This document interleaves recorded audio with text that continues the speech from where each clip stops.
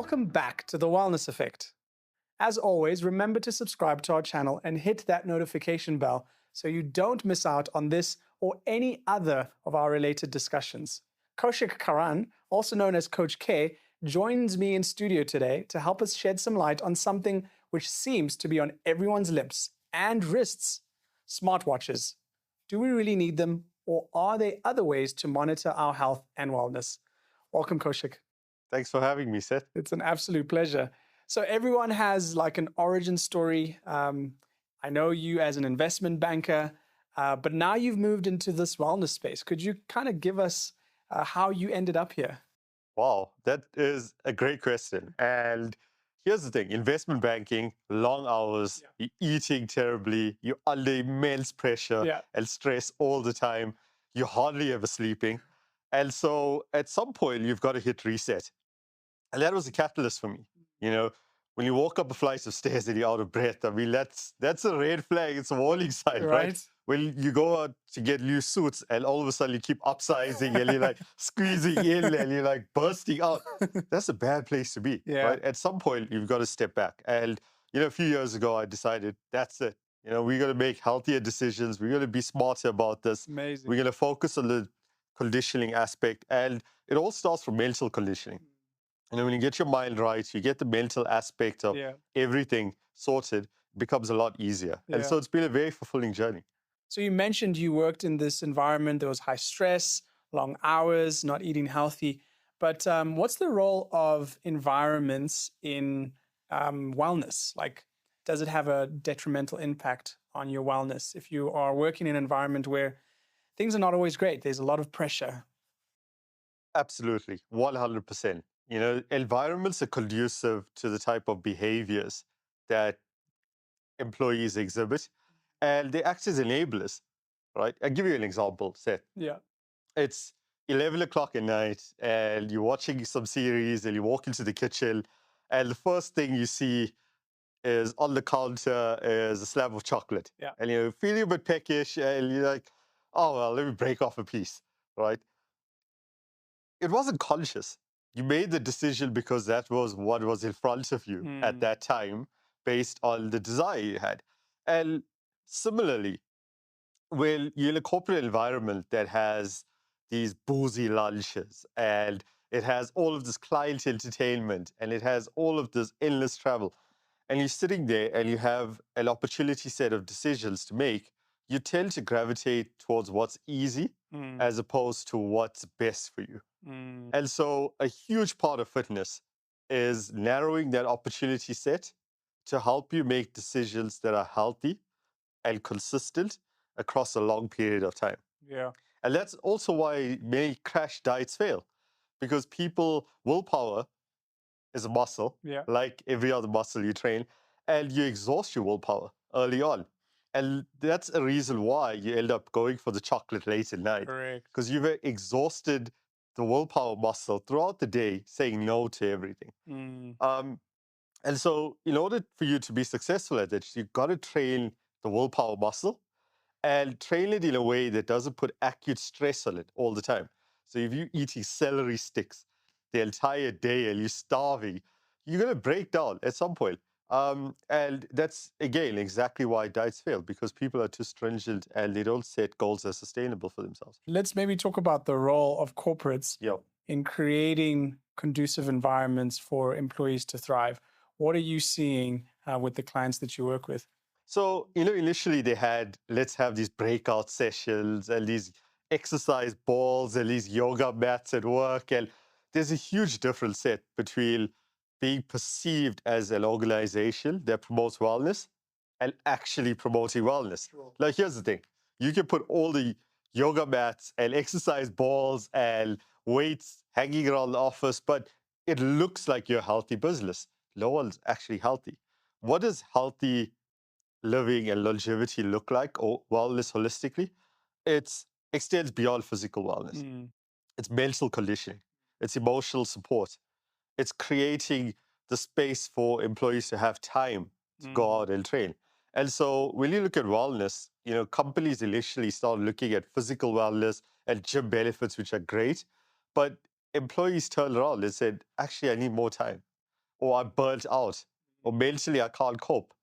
And if you don't fix that first, it's very difficult to fix physical wellness and everything that comes down the line. So I see a lot more good, high quality companies now focusing on wellness holistically Sure. as opposed to a one-dimensional facet of it. And is there a correlation between these organizations focusing on wellness holistically and it driving production, performance, and at the end of the day, creating greater revenue for businesses? 100%. Healthier employees is not just good for the employees, but it's good for bottom line, Sure. right? It makes more money, it's more profitable. And there's an inherent link between profitability and performance. And there's a number of research studies that have underpinned the profitability and performance of companies that have high performing, healthy employees. And it makes sense because if your employees are healthy and they're happy, they tend to outperform and they tend to give, their best efforts. A number of high-performing organizations, particularly environments like investment banking or Yes. management consulting or financial services, you see that employees are burnt out. So they're giving their bare minimum just to kind of, stay ahead of the curve. Yeah. And, the paradox is the less the employees are actually actively working, the more impactful they are. And that kind of, throws traditional corporate management on its head, where it's you've got to be at your office all Yeah. the time. You've got to be seen. You've got to be pushing hours.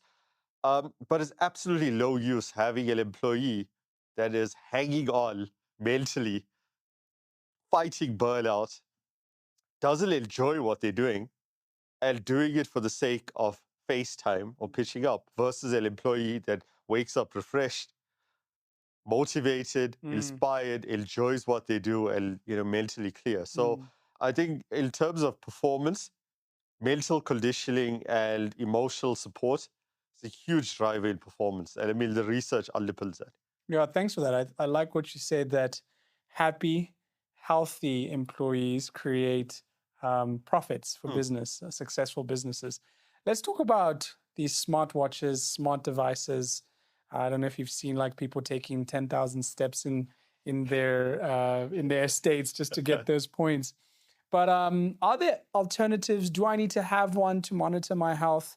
What studies showing around this? So here's the thing, Seth. You can only really optimize what you track, right? So if someone comes to me as a coach and says, "Hey, I'm overweight," my first question is, how do you know that? Yeah. You step onto the scale and you're like, wow, this number looks big. Great. But how much weight do you want to lose? How fast do you want to lose it? And how safely do you want to lose it? Right? So, in terms of data and metrics, absolutely imperative that you're Yeah. able to track things. The downside, however, is paralysis by analysis. There's too much data. It floats around and you're stuck with this digital noise, right? You switch on your smartwatch, there's a VO2 number, there's Yes. your weight, there's a number of steps, there's your heart rate, there's how much you slept. Now, psychologically, you're sitting there thinking, oh, I slept below my average today, and therefore my gym session is going to be poor. And it becomes self-fulfilling, Yeah. right? And so there's a very important point here that I'm really glad you brought up around striking the balance. Yes. How much data is too much, Correct. and how much do I need to be impactful? And you Yeah. kind of need to find that balance, right? Because you can get lost in the data, That's and a true. lot of it is noise. But the last point around data that's super important, Seth, is you've got to zoom out. If you're stepping on the scale every single morning, the scale will not move, right? And it may move by, 300 grams or 400 grams. And, you stand on the scale and you're like, wow, yesterday I was 95.4 and today I'm 95.6, and you get depressed. I always encourage people, firstly, your weight is not your wellness, and we can talk about that. But I always encourage people not to microanalyze data. Look at it over a trend, over a long-term period, like a stock price. Yes. Like stock prices go up every day, 2%, 3%, 5%. If you're sitting there constantly refreshing it, you'll feel either really poor or really rich, right? But that's irrelevant. It's inconsequential. It's about what the stock price did over 20 years or 10 years. And the same thing with your health. If you feel like the number on the scale is not moving after 6 months of effort, Correct. look at it. But after 6 days, you're just putting yourself under unnecessary strain. Let's talk about what you just mentioned there. Your weight is not your wellness. Could you elaborate on that? 100%. So here's the thing. You can exist on a spectrum. As a spectrum being what I call skinny fat and healthy weight. That's on this side of the spectrum. And what you tend to find, Seth, is a number of people step onto the scale and feel like this number on the scale is going up. This is not good. Or the number on the scale is going down. And I'm trying to bulk up and get a good metric to use instead of the number on the scale is your body fat percentage. So you can be, 100 kgs at 12% body fat and look relatively good. Or you could be 65 kgs at 35% body fat, right?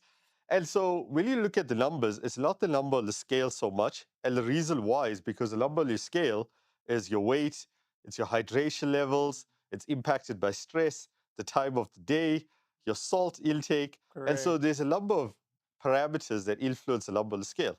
But what doesn't show up on the scale is how do you feel about yourself? Yeah, that's good. What's your performance levels? How quick can you run a 5K?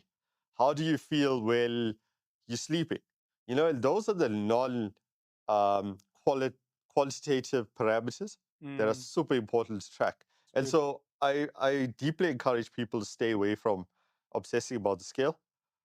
Also because you end up practicing unhealthy behaviors. Yes. So you can lose 5 kgs and most of it be water.